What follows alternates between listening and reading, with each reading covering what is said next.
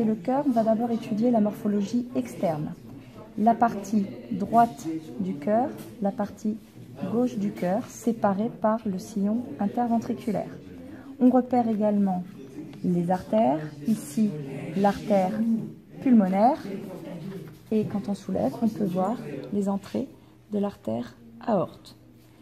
Ici l'oreillette droite et l'oreillette gauche.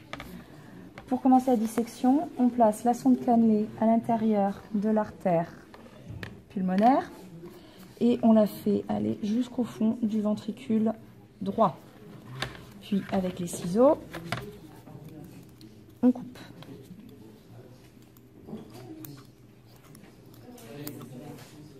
Le long de la sonde cannelée. Ainsi, on observe l'intérieur de la cavité du ventricule droit.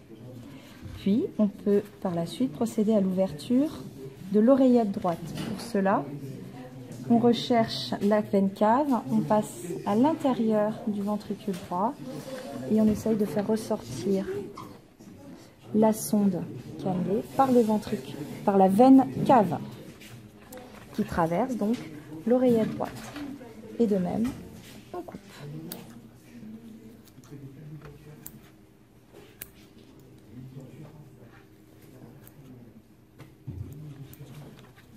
Voilà.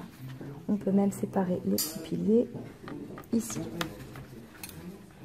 On peut donc ainsi observer la partie droite du cœur, la veine cave, l'oreillette droite, le ventricule droit, puis l'artère pulmonaire.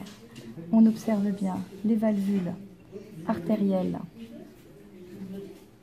entre l'artère et le ventricule et les valvules auriculo-ventriculaires entre les oreillettes, l'oreille droite et le ventricule. Et puis on procède de même pour ouvrir la partie gauche du cœur. Dans ce cas, on place la sonde cannelée dans l'aorte.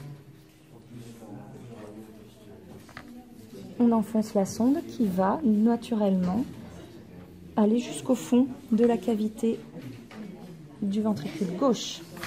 On coupe.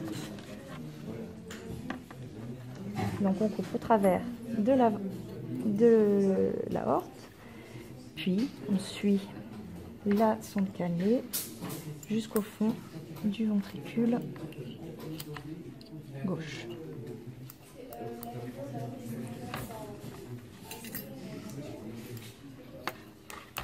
Voilà. Donc ici, nous sommes à l'intérieur du ventricule gauche. On procède de la même façon pour ouvrir l'oreillette gauche.